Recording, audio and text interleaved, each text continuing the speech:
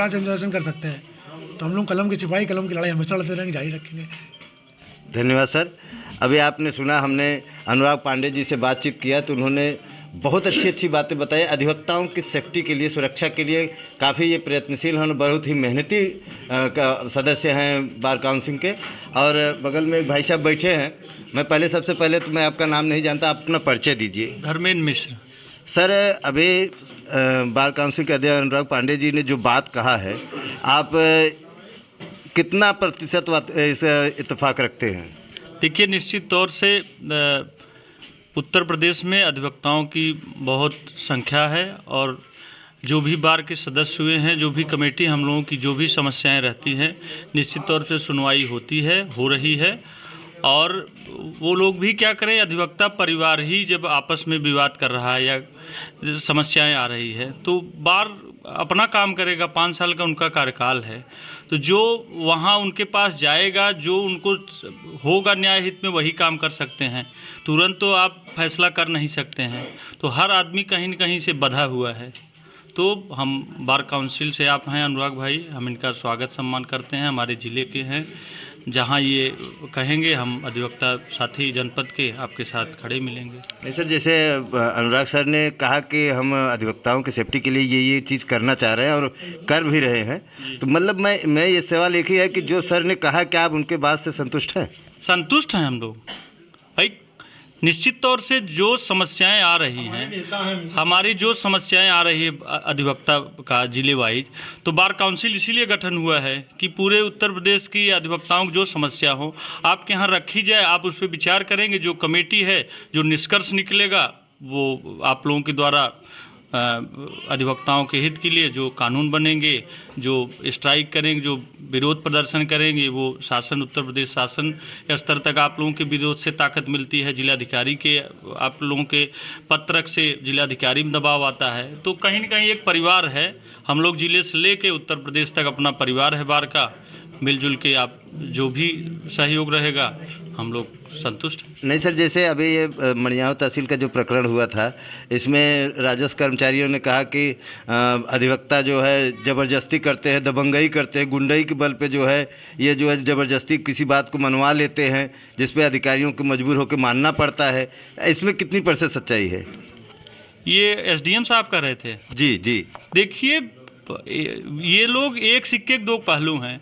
हमें नमस्कार, मैं रिपोर्टर कपिल देव सिंह इस समय ग्राम सभा मोकलपुर में उपस्थित हूँ। यहाँ पर अश्विनी मिश्रा जी एडवोकेट के घर पर प्रोग्राम हुआ है।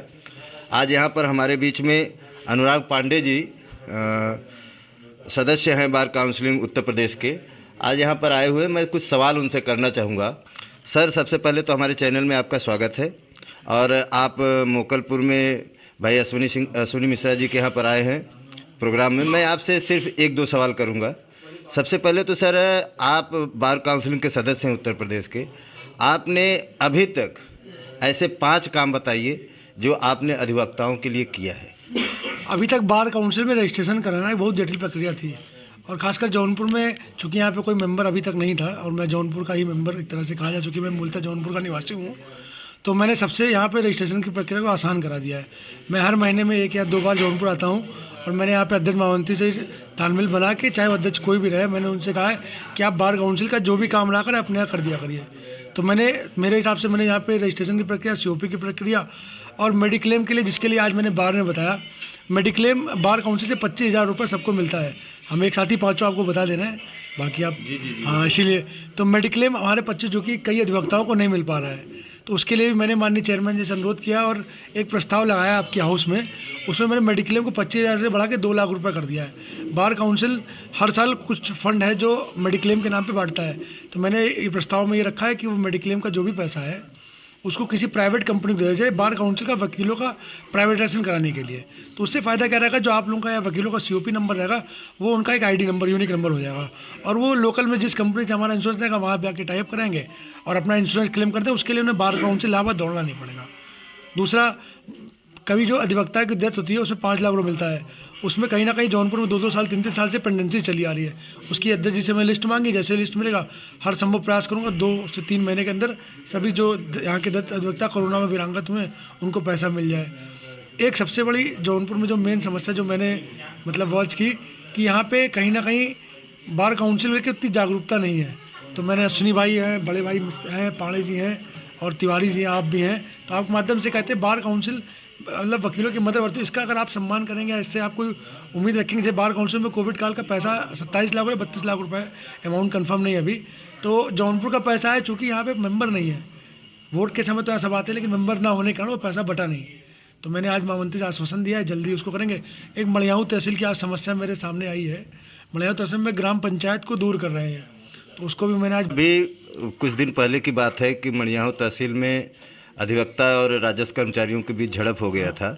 और मैं ये जानना चाहता हूँ कि जैसे आप एज ए बार काउंसिल सदस्य हैं, आप उत्तर प्रदेश के, आपने यहाँ के अधिवक्ताओं का क्या सहयोग किया है? आपको बहुत मतलब बता दूं कि यहाँ पे जो मड़ियाऊ का उसमें एक विशेष कमेटी बार काउंसिल चेयरमैन शीश मोत्ता जी द्वारा बनाई गई थी।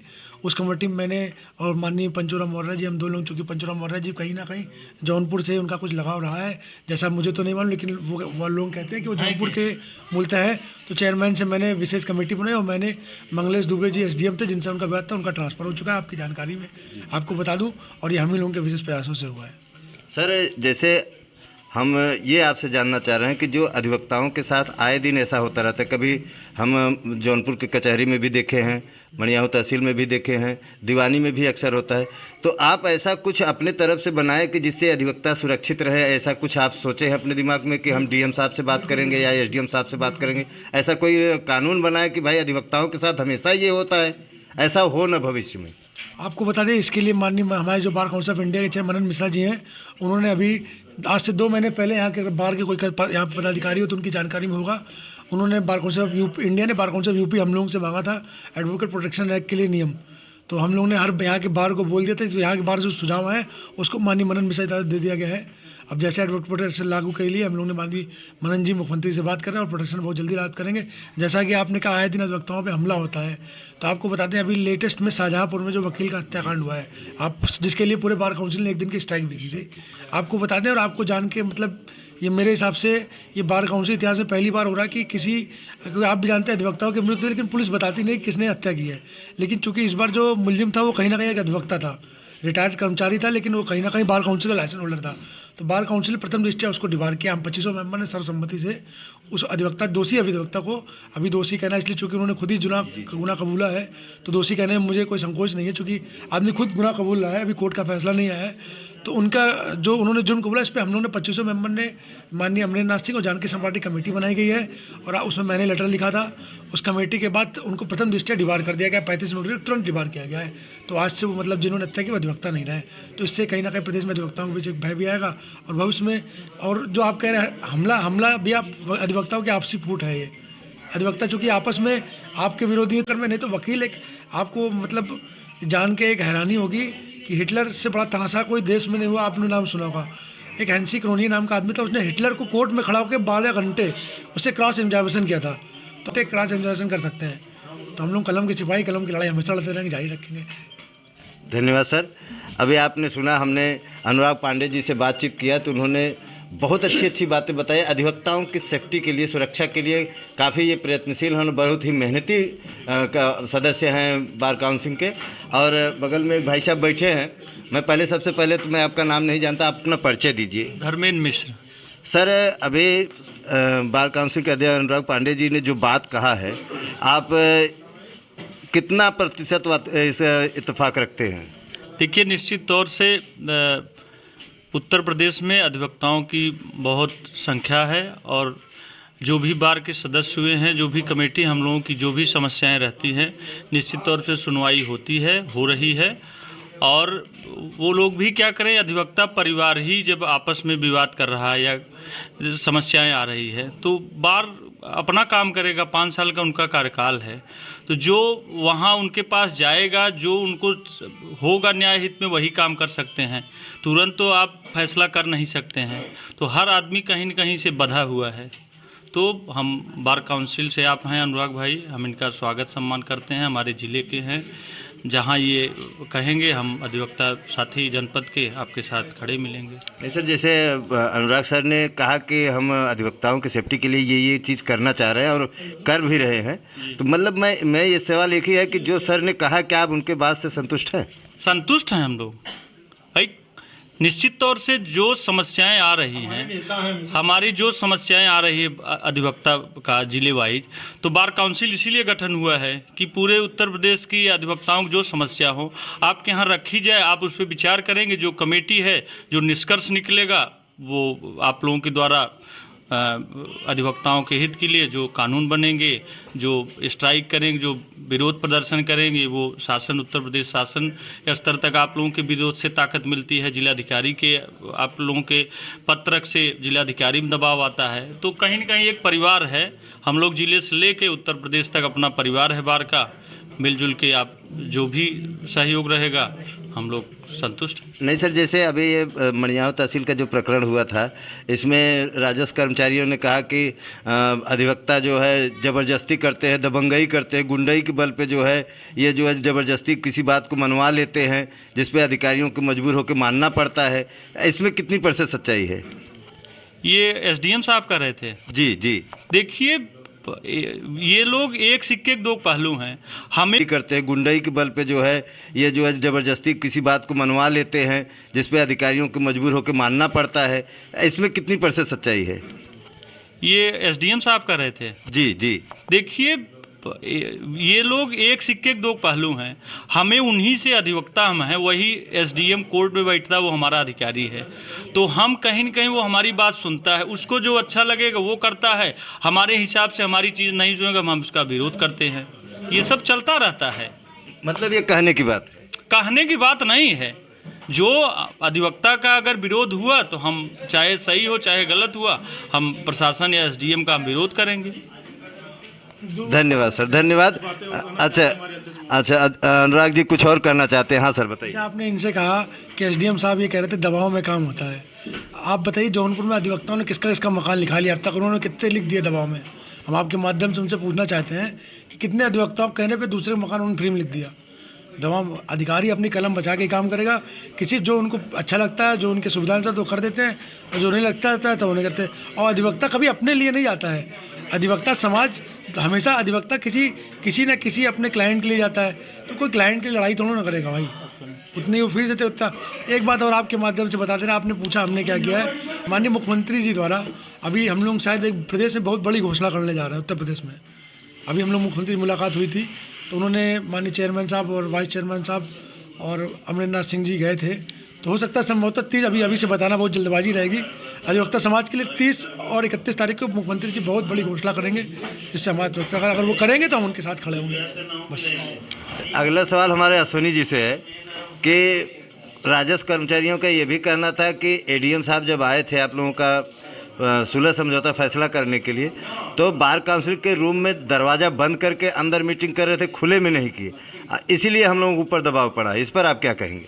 इस पर हमारा राय यह है कि अधिवक्ता समुदाय अधिक संख्या में उस समय उपस्थित था और आक्रोश में था।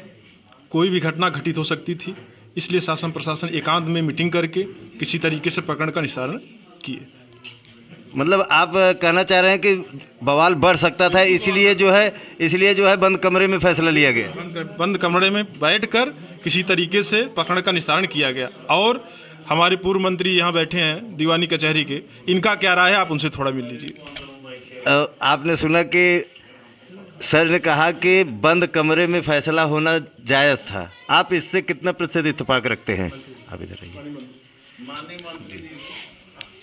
हम तो पहले अपने बार काउंसिल के सदस्य माननीय शासन से किसी जी जब भी किसी व्यक्ति का काम लेके जाता, पर्सनल क्या अधिवक्ता के पास क्या, तो एक तो दूसरे काम के लिए हो है ना, तो जाने के बाद वो अधिकारी से अपनी बात उस अपने क्लाइंट की रखता है, भैया इसमें क्या करना है साहब, कैसे करेंगे। तो वो कभी कभी ला की मांग लेते हैं कि आप किस ला में पूछ रहे हैं, तो हम उनको समझाते हैं कि आप इस ढंग से कीजिए, या मानवीय पहलू पे चाहिए कर लीजिए। जैसे मड़ियाहों की बात आपने कहा, तो मड़ियाहों में इस ढंग से वो तूल पकड़ाते हैं, ऐसा नहीं है भाई। अधिवक्ता भी तो समाज का प्रहरी है और सबसे बुद्धिजीवी है।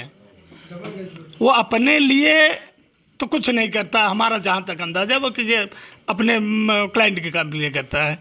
तो इसमें जैसे हमारे सदस्य जी इंटरफियर करके कुछ न कुछ बनाए, ये हमारे मिश्रा जी हैं, ये बड़े अभिन्न हैं, इन्होंने भी सहयोग किया। जैसे आपने कहा कि नहीं लामबंद हुए, तो जिस समय किसी अधिवक्ता का अपमान होगा तो वहाँ तो वो तो लामबंद होगा करेगा, ये जाहिर सी बात है। अधिकारी इसको दूसरे वे में लें, ये गलत चीज़ है।